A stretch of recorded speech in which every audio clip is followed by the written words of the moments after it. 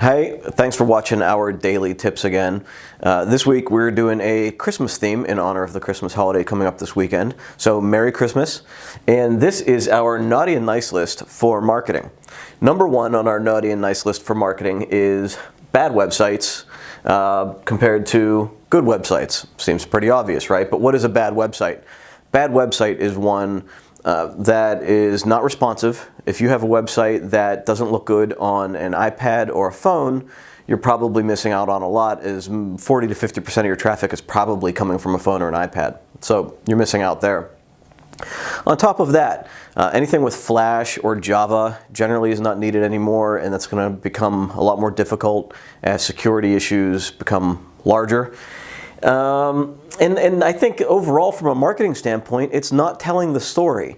It's not providing value as soon as your clients get onto the website. What are they there to do? What are they there to find? What do you need? What steps do you need to direct them down the path to engaging with you?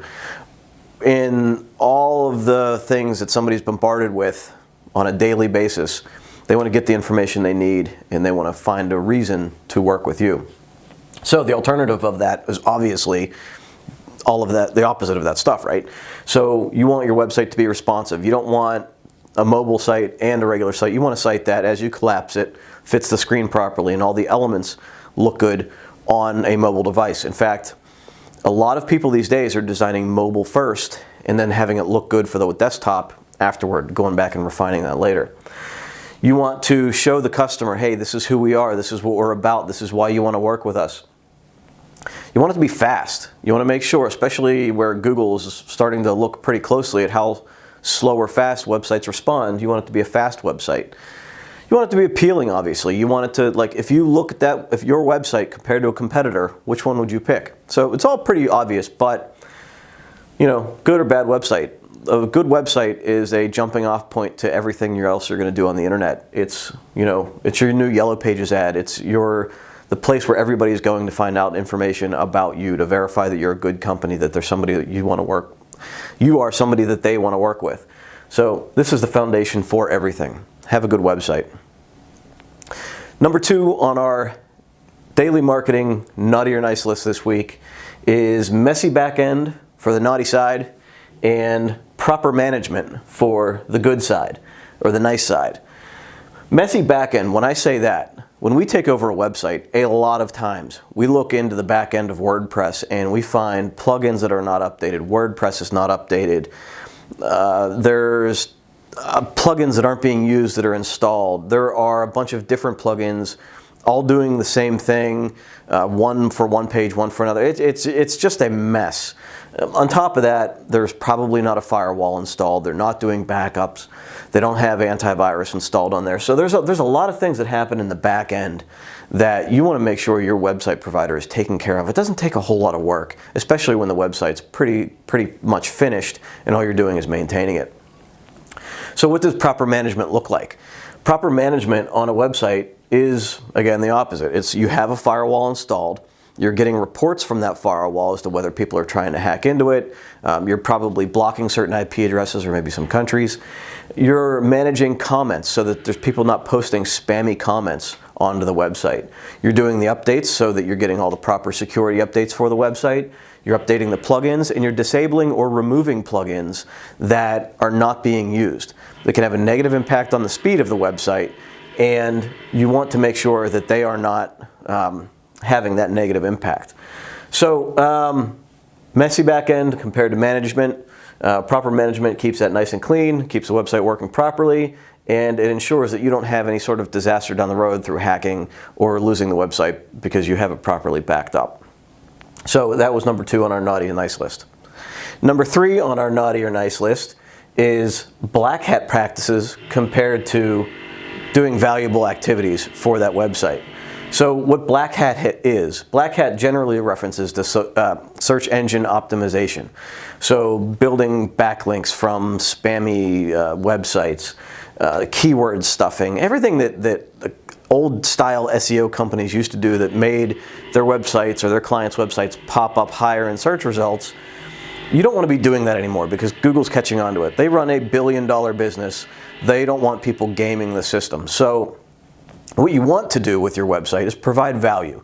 Make sure that when people come to your site, they're seeing things that they want to see. They're not jumping from your site back to the Google search results to try to find something else that is of value. That's going to get you deprecated in Google. You want to have, now you do want to address things that people are searching for. So for us, if somebody is searching for digital marketing, we obviously want to have the words digital marketing on our site, but we want to have it into a useful, we want to put it into a useful post or a useful web page, something that people are going to want to come back and see. This only gets more and more valuable as time goes on, again, as they deprecate black hat practices. So you don't need to hire a website or a SEO company for $1,800 a month. I'd rather see you spend that money somewhere else, Facebook advertising, or somebody writing good content for you. SEO, black hat practice is bad. Nice is putting good content on your website, things that people want to read. Next on our naughty or nice list is, naughty is social media posting services.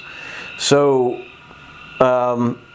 we've run across it quite a bit where companies charge $120 a month, $150 a month, $200 or $300 a month to throw out anywhere from 1 to 5 posts a week on Facebook or Twitter or whatever. And it's very much a one-sided thing. They're just throwing things out there and hoping that some people like it. Couple of things there.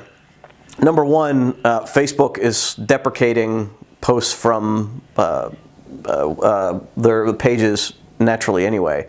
They're just making it so that you get less of an audience. And they say it's because they want people to see, they're trying to improve the user experience on Facebook, and they're not getting slammed with all these things from businesses, but at the same time, it also drives people toward their advertising product, which is, I think, the end result that they want. But, so you get these companies that are posting once or twice or 3 times a week or a day or whatever, and it's not really doing much. It's just putting content out there. And a lot of times it's not even your content. For that little bit amount of money, they're just throwing out content that is not engaging anybody. It's just doing something. So really all you're doing is spending your money. On the social engagement side of things, it's a lot more difficult. It's, you really want to start conversations. You want to put things out there that are interesting to your clients or the group that you're speaking with. You want to engage with people as they post back. If they post back, you want to converse with them, especially in a place like Twitter. You want to get involved in a conversation. On Facebook, a lot of times it's putting something out there and then responding as people respond to it. But you really have to know, a company has to know your business for them to get into the social engagement. And they're not going to be able to do that for $150 a month. For $150 a month, they're just spamming out content which may or may not have something to do with your business. I would be very wary of any kind of posting service. If you can have somebody in your business spend a couple of hours a week posting some sort of information or articles that have something to do with your business or pages from your website that are relevant to what's currently going on. Otherwise, you may want to make social engagement part of a larger overall strategy if you're engaging a company to do other things. So I think this is a waste of money. Why spend $100, $200, $300 on something that's not going to give you any benefit? I'd rather see you do a less expensive Facebook advertising campaign or AdWords on Google. So don't do that.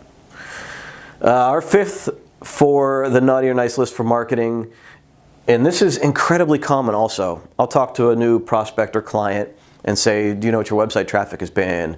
What days are good for you? What weeks or months are good for you? When are you most busy? What are the demographics of the people that come to your page? And they have no idea because nobody ever bothered to install a simple line of code for Google Analytics that tells you a wealth of information. Now, I understand. Nobody wants to read that information. Business owners don't care generally about that information unless your business is all about website traffic, which it's probably not.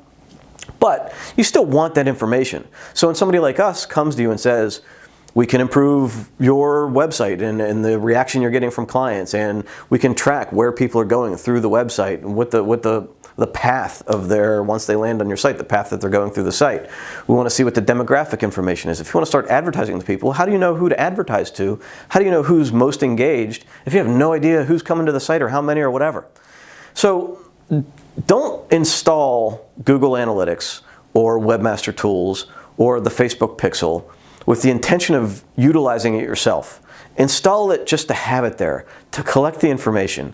And if 2 weeks, 2 years, or a decade from now you want that information, you have it. So you collect that data, and then when someone like me comes along and says, let's advertise to your existing base, or let's see what's working and what's not working, we have that. And we have however long you've been letting it run, and it's incredibly valuable. You want to collect that data. It doesn't cost you a thing. It doesn't cost you time. Install a couple of lines of code on your website and start collecting it. So that's our naughty and nice list for marketing this week. I hope you all have a Merry Christmas, and we'll see you next week for the things we're looking forward to in 2017. See ya.